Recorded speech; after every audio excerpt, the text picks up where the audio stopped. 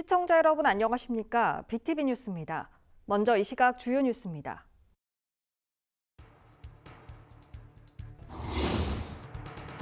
낙동강변 생태공원의 침수 피해를 막고자 구축한 둔치주차장 차량 침수 위험 신속알림 시스템이 사용조차 못하고 방치되고 있는 것으로 드러났습니다.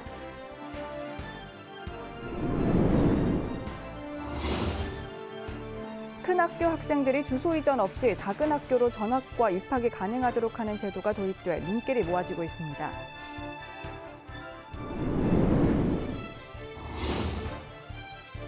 에어부산은 부산 상공계가 만들고 시민들이 키웠다고 해도 과언이 아닙니다. 에어부산 분리매각 논의가 급물살을 타고 있습니다.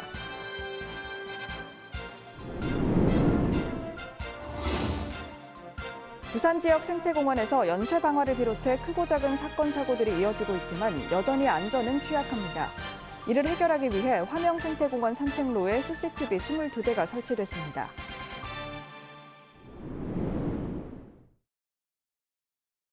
낙동강변 생태공원은 상습 침수 지역인데요. 특히 갑작스런 집중호우 시 대피하지 못한 차량들이 침수돼 재산 피해를 입는 곳이기도 합니다. 그래서 낙동강 관리본부는 지난해 여름 침수 위험 신속알림 시스템을 구축했는데요. 1년이 지나도록 작동조차 안 되는 장비가 있다고 합니다. 이유가 뭘까요? 보도에 김석진 기자입니다. 집중호우 때마다 차량 침수 피해를 입는 낙동강 생태공원입니다. 낙동강 관리본부는 지난 여름 예방 시스템을 구축했습니다. 차량 출입 시 번호를 인식해 위험 상황이 되면 차주에게 알림 문자를 보내는 겁니다. 설치된 시설은 CCTV와 제문자 전광판, 그리고 주차 관제 설비 등입니다. 본부는 생태공원 4곳에 주차장 18개소에 설치했습니다. 설치 비용만 19억 4천만 원. 그런데 일부 시설이 정상 작동하지 않는 것으로 나타났습니다. 차량 출입을 통제하는 차단기는 아예 없는 데다 차량 번호를 인식하는 CCTV는 다른 방향으로 돌아가 있습니다. 제문자 전광판도 꺼져 있습니다. 운영을 멈춘 장비는 CCTV 60세대 중 15대, 제문자 전광판은 18대 중 5대고 주차 관제 설비도 19대 중 4대로 확인됐습니다. 낙동강관리본부는 무선 데이터 방식으로 설치된 구간에 문제가 발생했다고 밝혔습니다. 기존에 그런 게 쭉 있었으면 문제가 대두가 되고 이렇게 알고 있었으면은 감독이랑 설계 영역처럼 이런 문제가 있으니까는 반영을 해라. 다 무선으로 돼 있는 거를 유선으로 다 받고 이래 했을 건데 그 당시에는 이제 그런 문제점이 대두가 안 돼가지고 이제 설계를 할 때 설계 용역을 할 때 본부는 2천여만 원을 들여 시스템 개선 용역을 맡겼습니다. 무선 방식을 유선으로 바꾸는 겁니다. 부산시가 10수억 원을 들여 만든 시스템이 1년여 만에 정상적으로 작동되지 않는 데다 처음부터 무선이 아닌 유선 선로로 설계했더라면 재차 용역을 하는 일도 없었을 것이며 또다시 추가 예산을 편성해서 공사비를 편성하는 일도 없었을 것입니다. 예산 확보에 급급해 시설물에 대한 제대로 된 검증 없이 설치하고 운영도 제대로 못한 탁상 행정에 대한 비난이 쏟아지고 있습니다. BTV 뉴스 김석진입니다. 최근 연제구의 대규모 아파트 단지 입주에 따른 교육당국의 통합구역 조정으로 인근 초등학교의 과밀학급 문제가 논란이 되고 있는데요. 이런 가운데 큰 학교 학생들이 주소 이전 없이 작은 학교로 전학과 입학이 가능하도록 하는 제도가 만들어지면서 눈길을 모으고 있습니다. 박재한 기자입니다. 부산 외곽에 있는 한 초등학교. 전교생 24명으로 학급당 학생 수는 4명에 불과합니다. 작은 학교는 도심에도 있습니다. 이 학교의 경우 전교생은 111명으로 학급당 평균 학생 수는 18명 남짓입니다. 학생이 너무 많아 문제가 되는 학교도 있습니다. 신도시 이 학교는 학급당 학생 수가 27명으로 과밀학급 기준인 한 반당 28명에 가깝습니다. 북부교육지원청은 큰 학교와 작은 학교 간 교육 불균형을 해소하기 위해 오는 2025학년도부터 작은 학교 확장형 통합구역을 운영하기로 했습니다. 이런 학교들 간에 학생 수의 불균형이 심화되고 있는 실정입니다. 그래서 어느 지역에는 학생 수가 많아서 과대 과밀이 발생하고 어느 지역에는 학생 수가 너무 적어서 과소학교로서 교육과정 운영하는 데 좀 어려움이 있습니다. 그래서 이런 불균형을 저희가 해소하고자 지원청은 학생 수 120명 이하 학교를 작은 학교로, 학생 수 800명 이상 학교를 큰 학교로 보고 모두 12개 학교의 통합구역을 조정할 계획입니다. 큰 학교 학생에 한해 주소 이전 없이 작은 학교로 전학과 입학 모두 가능합니다. 통학 차량이라든지 그리고 작은 학교만의 특색 교육 프로그램 운영 같은 부분들을 저희가 한번 생각을 해보고 그리고 그런 타 지역과 비교를 좀 했을 때 이런 학생들 유인할 수 있는 무슨 실효성 있는 정책들을 저희가 이번에 좀 마련해 보고자 합니다. 지원청은 작은 학교 적정 규모화 추진위원회를 구성해 학교 구성원들과 협의해 통합구역 조정 등을 추진할 예정입니다. 저출산에 따른 학령 인구 감소와 인구의 지역 편중화가 심각해지는 상황에서 대안이 될지 관심이 모아집니다. BTV 뉴스 박찬입니다.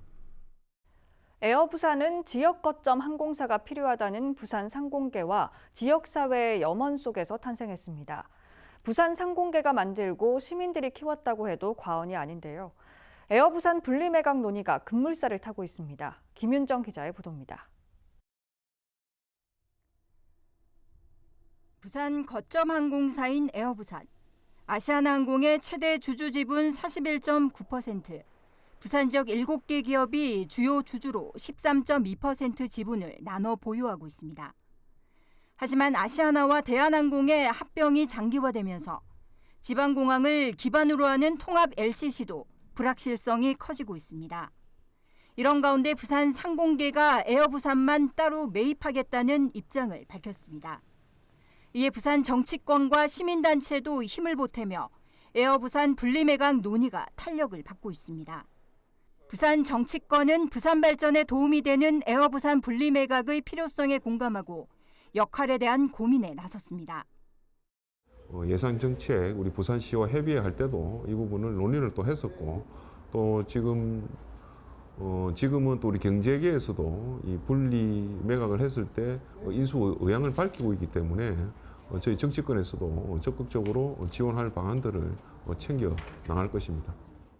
부산 시민단체도 성명을 내고 주 채권단인 산업은행이 지역이 설립하고 키운 거점 항공사를 부산 시민에게 돌려줘야 한다며 에어부산 연내 분리매각 결정을 촉구했습니다. 여러분의 이 분리매각을 미루지 말고 부산 본사가 있는 그 지역 기업에게 대한 빠른 시일 내에 분리매각 결정했으면 좋겠다는 생각입니다. 지역 상공계와 정치권, 시민단체에 이어 부산 시민들이 주주 참여 운동을 가세하고 부산시도 적극적으로 나선다면 에어부산 인수는 가시화될 것이란 주장입니다. 지금이 바로 부산 제도약을 위한 가덕 신공항과 지역 거점 항공사인 에어부산 분리매각의 골든타임입니다. 지역 기업이 컨소시엄을 구성해 에어부산을 인수하겠다는 뜻을 밝히면서 에어부산 매각이 내년 부산 총선의 주요 쟁점으로 떠오르고 있습니다. BTV 뉴스 김윤정입니다. 부산 지역 생태공원 112 신고 건수가 한 해 500건에 달한다고 합니다. 방화 사건을 비롯해 크고 작은 사건 사고들이 이어지고 있는데요. 하지만 CCTV가 부족해 안전은 여전히 취약합니다. 이를 해결하기 위해 부산시 자치경찰이 화명생태공원 이용객이 가장 많은 지점에 CCTV 22대를 설치했습니다. 장동환 기자입니다. 지난해 10월 북구 화명생태공원에서는 13일에 걸쳐 7차례 연쇄 방화 사건이 발생했습니다. 불에 탄 면적만 1000제곱미터. 당시 범행 장소 주변엔 CCTV가 없어 수사에 어려움을 겪다 경찰의 잠복 근무로 60대 여성을 붙잡았습니다. 화명생태공원에는 60개가 넘는 CCTV가 설치되어 있습니다. 하지만 대부분이 공원 관리용으로 시설물이나 차량들을 비추고 있습니다. 300만 제곱미터, 91만 평에 이르는 공원 면적에 연간 93만 명이 찾고 있지만 CCTV가 부족해 안전에 취약하다는 지적은 계속돼 왔습니다. 최근 부산시 자치경찰위원회는 화명 생태공원 산책로에 방범용 CCTV 22대를 추가 설치했습니다. 유소년 야구장에서 축구장까지 1km 구간, 산책로가 만나는 지점 6곳에 회전형 6개, 고정형 16개가 설치됐습니다. 아무래도 CCTV가 있으면 꼼짝 말아라죠. 그렇죠. 나쁜 짓을 못 하니까. 치안용 CCTV 설치는 이번이 처음으로 부산시 자치경찰위원회는 시민 불안감을 해소하는 것과 함께 범죄 발생 시 수사 목적으로 활용할 계획입니다. 주요 산책로에 CCTV가 설치된 것은 반길만한 일이지만 여전히 사각지대는 상당 부분입니다. 코롱 저쪽에서 걸어왔거든요. 그러니까 저쪽은 안 됐죠. 좀 더 확대됐으면 좋겠어요. 이런 데는 완전히 지금 없습니다. 그게 좀 많이 불편하죠. 좀 많았으면 좋겠습니다. 인근 삼락과 대저, 맥도 생태공원 역시 대부분이 관리용 CCTV가 설치되어 있고 관리 인력도 턱없이 부족합니다. 낙동강 관리본부와 자치경찰위원회는 더 많은 CCTV 설치를 추진하고 있지만 공원 내 통신시설 부족과 잦은 침수, 예산 문제 등으로 어려움이 많다며 치안 인프라를 확대해 나가겠다고 밝혔습니다. BTV 뉴스 장동원입니다.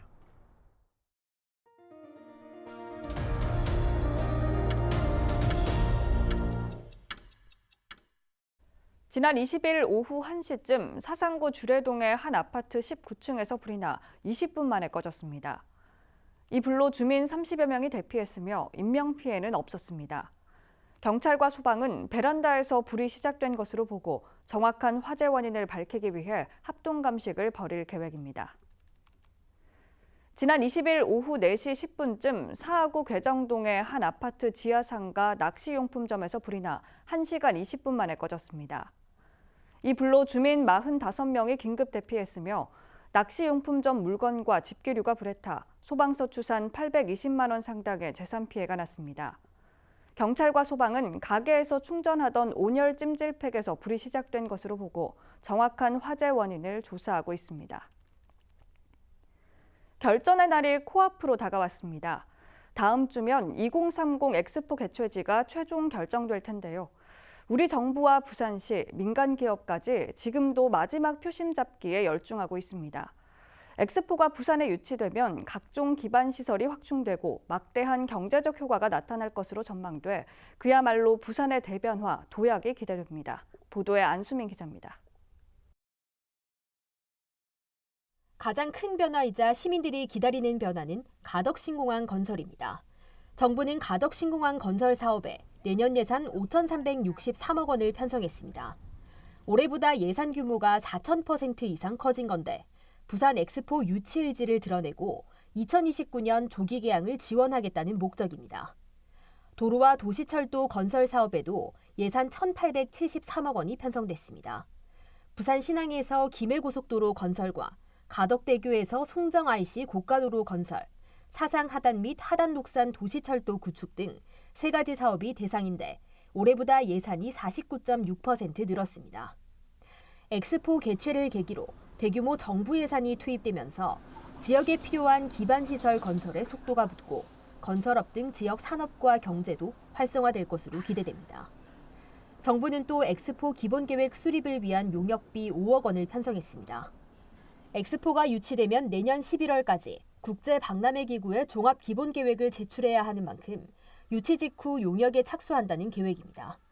엑스포 행사를 위한 시설을 만들고 홍보를 하는데도 6조 5천억 상당의 예산이 투입될 전망입니다. 이를 충당하기 위해 2030년까지 정부 예산과 민간 자본이 부산에 집중될 것으로 예상됩니다. 부산시는 엑스포 유치에 성공할 경우 지역 소득 창출과 생산 유발 효과, 부가가치 유발 효과와 취업 등 71조 원 상당의 경제적 파급 효과를 거둘 것으로 내다봤습니다. 대부분의 이 세계적인 도시들이 엑스포 유치를 통해서 글로벌 도시로 성장을 했고 또 대한민국의 입장에서는 글로벌 중추국가가 될 수 있는 가장 좋은 계기라고 볼 수 있고요. 이와 더불어 엑스포 개최 기간 부산과 대한민국의 발전상, 매력을 세계에 알리고 부산을 찾게 만드는 효과도 톡톡할 것으로 기대됩니다. 헬로티비 뉴스 안수민입니다. 최근 황령산 유원지 개발 사업이 부산시 건축위원회 심의에서 조건부로 승인됐습니다. 이에 대해 시민사회단체는 부산의 허파를 개발업자의 이익을 위해 내놓았다며 비판의 수위를 높이고 있습니다. 보도에 김한식 기자입니다. 황령산 개발 사업이 발표된 건 지난 2021년 전체 22만여 제곱미터 부지에 부산 진구 서면에서 황령산을 연결하는 케이블카를 설치하고 정상 주변에 25층 규모의 대형 건물을 건설하겠다는 겁니다. 민간 사업자가 사업비 2,100억여 원을 투자해 운영하는 방식입니다. 시민사회단체는 산 정상부에 100m가 넘는 콘크리트 구조물이 들어서는 건 물론 시민 공공재가 사유화되는 만큼 특혜라는 입장입니다. 민간 사업자의 수익 이익 창출에 우리 모두가 누려야 될 공공의 자산을 민간 사업자가 독점하는 거기 때문에 저희들은 특혜라고. 이처럼 특혜 의혹까지 제기되는 상황에도 해당 사업은 지난 3일 조건부로 건축위원회 심의를 통과했습니다. 부산시는 조건부라는 단서가 포함됐지만 심의를 통과한 만큼 문제가 없다는 입장입니다. 문제는 조건부 내용입니다. 정상부에 건립될 건물 디자인 개선과 야간 경관계획 수립이 조건부에 포함됐습니다. 또 기존 도로의 확장과 우회도로 신설, 셔틀버스 운행 계획을 관계기관과 협의할 것을 결정했습니다. 시민사회단체는 조건부 대부분이 사업장 운영을 위해 필수적인 사항이라는 주장입니다. 생태 보존과 환경 보호, 그리고 공공성 확보 방안이 빠진 심의는 말 그대로 개발을 전제로 한 회의라는 지적입니다. 이게 하나의 사실은 시작이라 볼 수 있는 거죠. 황산 전체가 이 타워를 시작으로 해서 전체가 다 개발 구덩이로 빠지는 것들이고 그 개발 구덩이가 되는 것들이 사실은 업자의 이해를 대변한다고 시민사회는 판단하고. 시민사회단체는 지난 2007년 부산시가 추진한 황령산 스노우캐슬이 10년 넘게 흉물로 방치되고 있다며 황령산 유원지 역시 같은 전철을 밟을 수 있는 만큼 해당 사업의 전면 백지화를 요구하고 있습니다. 헬로티비 뉴스 김한식입니다. 부산시는 산업통상자원부의 2024년 신재생에너지 보급사업 공모 선정으로 부산 진구와 북구에서 각각 신재생에너지 보급을 통한 에너지 자립 마을 사업을 추진합니다. 내년 한 해 동안 사업비 14억 300만 원이 투입돼 부산 진구 범천동을 비롯한 5개 동 일원 66곳에 태양광 412kW, 태양열 36제곱미터, 북구 화명동을 비롯한 3개 동 일원 52곳에 태양광 185kW, 태양열 18제곱미터 규모의 신재생에너지 설비가 설치될 예정입니다. 부산항만공사가 부산항 이용자들의 불편 해소를 위해 2024년도 항만시설물 유지보수 사업을 위한 설계 용역에 들어갔습니다. 부산항만공사가 관리하는 부산항 항만시설 총 331개소 중 58개소를 유지보수할 계획이며 약 157억 원을 투입할 예정입니다. 내년 4월 설계 용역을 마무리하고 하반기 중 유지보수 공사를 완료할 계획입니다. 부산시 교육청은 2024년 교육공무직원 생활임금 시급을 11,830원으로 결정했습니다. 이번에 의결된 생활임금은 시교육청 소속 교육공무직원 중 근로시간이 주 15시간 미만인 교육공무직원이 대상입니다. 교육청이나 직속기관 소속 교육공무직원은 내년 1월부터, 각급 학교 소속 교육공무직원은 내년 3월부터 적용됩니다. 이는 내년 최저임금 9,860원보다 1,970원, 부산시 생활임금 시급 11,350원보다 480원 많은 금액입니다. 지난 18일 북구 육아종합지원센터가 꼬부기 앞바단 해단식을 가졌습니다. 꼬부기 앞바다는 부부가 함께하는 육아 문화를 확산하고 아이 낳고 키우기 좋은 환경을 만들기 위한 것으로 올해 3월 말부터 초보 아빠들을 대상으로 육아 멘토링 교육과 아빠와 함께하는 문화체험, 직업체험이 진행됐습니다. 남구는 비장애인과 장애인이 함께 참여한 함께 찾는 지도, 좋을지도 프로그램을 운영했습니다. 좋을지도는 관내 병원과 약국을 비롯한 편의시설 50여 곳을 돌아보고 휠체어가 들어갈 수 있는 넉넉한 크기의 입구 표기를 비롯해 장애인에게 유용한 정보를 담은 무장애 마을 지도입니다. 조을지도 프로그램은 교육부 주관 장애인 평생학습도시 공모사업으로 진행했습니다. 부산시립박물관은 오는 24일 오후 5시 대강당에서 11월 문화가 있는 날 공연으로 얼쑤 국악이어라를 개최합니다. 이번 공연은 기악과 성악, 무용악으로 이루어진 국악 한마당으로 부산국악원에서 춘행전, 동래 한량춤, 삼도 풍물가락을 비롯해 관객과 함께 호흡하며 즐기는 다채로운 무대를 선보일 예정입니다. 공연은 사전 신청 없이 선착순 200명 현장 접수로 진행되며 무료로 관람할 수 있습니다. 사하구에서 아동영화축제가 열립니다. 부산국제어린이청소년영화제 비키는 오는 25일 토요일 사하구청 제2청사 대강당에서 비키 공식 초청작 2편을 상영합니다. 모두가 꽃이야라는 주제로 열리는 사하 아동영화축제는 2부로 나눠 진행되며 1부에선 코미디 영화인 루시의 갱스터 수업이, 2부엔 판타지 영화인 나의 수호신이 상영됩니다. 특히 이날 2부 영화 상영 후엔 배우 김정태 씨가 참석해 시네마 토크를 진행합니다. 이어서 포토뉴스입니다. 지난 17일 북구 구포일동 예담 어린이집 원아들이 덕천 로타리와 구포시장 일대에서 거리 청소를 비롯해 재사용 종이로 만든 피켓을 들고 환경보호 캠페인을 펼쳤습니다. 북구 화명삼동 지역사회보장협의체와 명예사회복지공무원이 함께 추진한 초록희망 나누리 텃밭 사업이 지난 16일 마무리됐습니다. 이들은 지난 4월부터 행정복지센터 텃밭에서 상추와 고추, 치커리 등을 재배해 8차례에 걸쳐 관내 취약계층 73세대에 전달했습니다.